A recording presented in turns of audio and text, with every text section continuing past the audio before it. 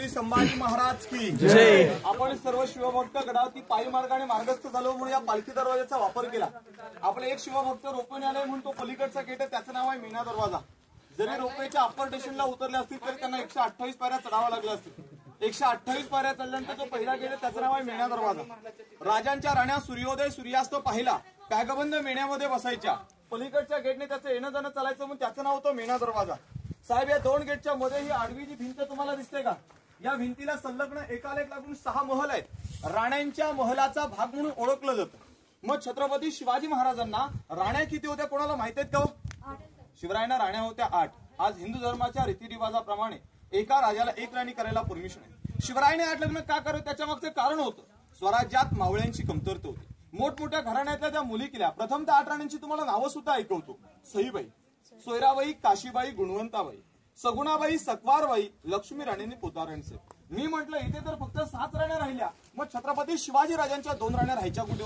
तर महाराजांच्या पटराणी धर्मपत्नी सईबाई, संभाजीराजांच्या मातोश्री यांची देवआज्ञा। तुम्ही कधी राजगड किल्ल्यावरती जा, पद्मावती माचीवरती सईबाईंची समाधी पाहतो। संभाजीराजे वयाचे 2 वर्षाचे होते। त्या राजांचा इतिहास तितका ऐकावा, वाचावा, लिहावा तितका खूपच कमी आहे। कारण की वयाच्या 12 वर्षी बुधभूषण नावाचा ग्रंथ तो संस्कृतमध्ये लिहिला।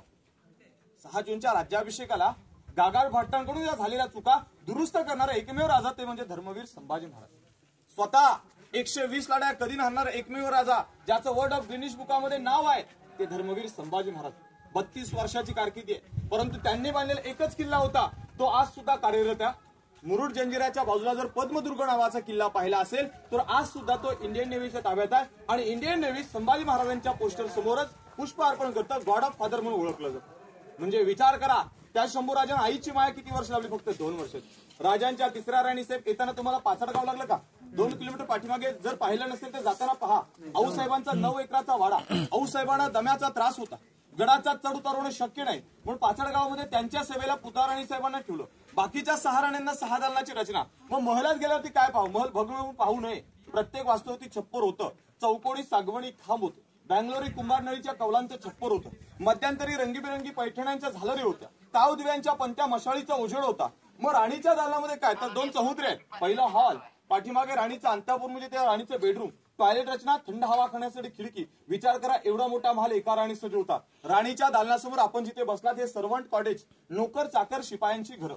राणीने आज्ञा करावी, दासीने आतमध्ये जावं, काम करावं आणि पुन्हा विश्रांतीला या विश्रांती कक्षेवरतून बसावं। आपण एक राणीमहल पाहून घेऊया, मग पाठीमागचा परिसर पाहायला पुढे जाऊया। बोला छत्रपती श्री शिवाजी महाराज की जय। छत्रपती श्री संभाजी महाराज की जय।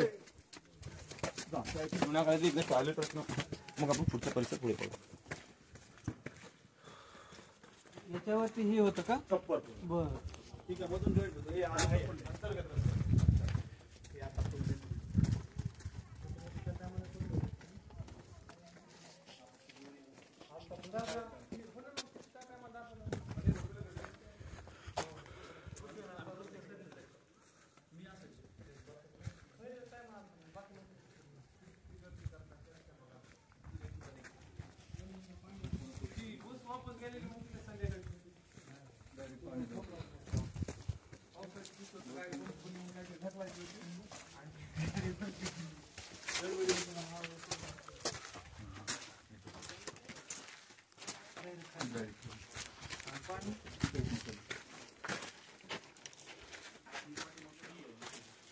दरी